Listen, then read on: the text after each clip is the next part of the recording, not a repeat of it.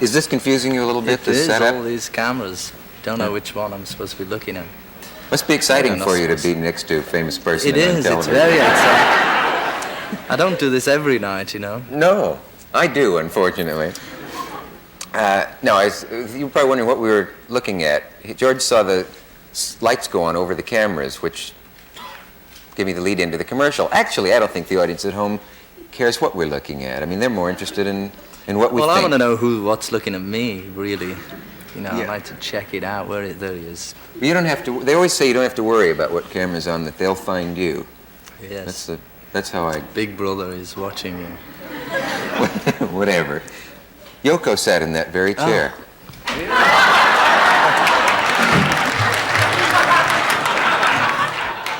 Well, I bet many people have sat in this. Well, a lot of people have sat in it, but I was just thinking... I saw the show. It was very nice. Did you see that? Yeah. Yeah. There was one thing they forgot to plug, so I thought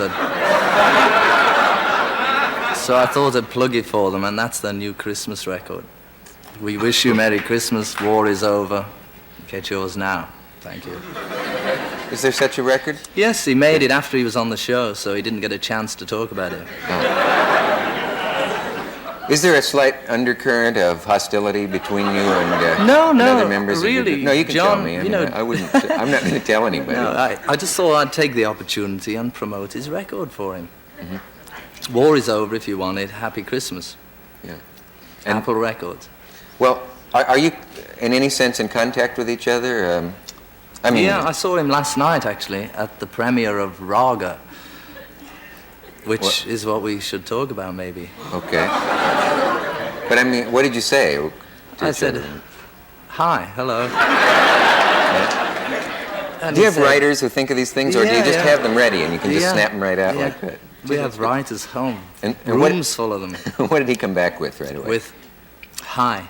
Yeah? Gee, this ought to be... was there more, or did that just go on? That's pretty good. You've got real boring people, you know, to talk to on your show. I'm probably the biggest bore you've ever had on the show. Really? You think? Yeah. Well, I'll be the judge of that. Listen, I'll tell you. Well, I don't really, you know, they asked me, do you want to come on the Dick Cavett show? And I said, I got nothing to talk about, really. Yeah. They said, well, think of something, you know, anything. So I thought, okay, we'll go and talk about Raga, which is... film. You mean that's it? When we're done talking about that, then... Then I go. Yeah. You don't like to talk, then? Well, not really. Sometimes, if there's something to say, but there's really nothing to say these days. You know, I have that feeling, too. People think that I must love to talk and that I would love to go to parties and yak my head off. And I could go for months without talking. Well, you talk every night, don't you? I know, and I've never liked it. I mean, I don't crave conversation. I could sit in an empty room for days and days. I'd have to leave occasionally, but not to talk. I mean, in other words, I don't have a terrific appetite for talking. The reason I'm rattling on like this is that you've just frightened me by telling me that you don't like to talk. And I figure I may have to, will I have to fill then this last hour You of the just show? talk and I'll watch. Okay, well, we will. Let's talk about the film. And then, before we get to that, though, since we may run out. Let's get to something else. When you, if you and John and Yoko do meet, though, you're not really gritting your teeth. No, we're good friends. Yeah. Well, all of that about her being the problem with the group, is that slightly silly that one woman could be so much of a problem? No, the group had problems long before Yoko came along. Many problems, folks.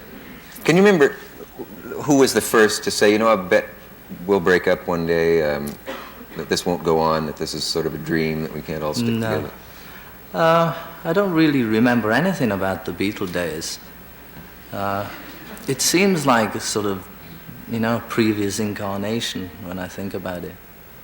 And a long time ago, like another life? Yeah. Do you regret any of it? No, don't regret really anything, I mean, that's what happened and it was good, it was good, but it was also good to carry on, do something else.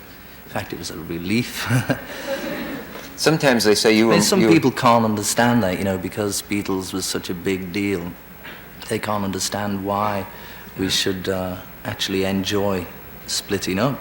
But there's a time, there's a time when people grow up and they leave home or whatever they do, and they go for a change, and it was really time for a change. Don't you think a lot of people just envied the idea of being world celebrities, though? And being Well, some people, would go on and on forever, singing the same tune and playing the same gig if they were making some money, Yeah.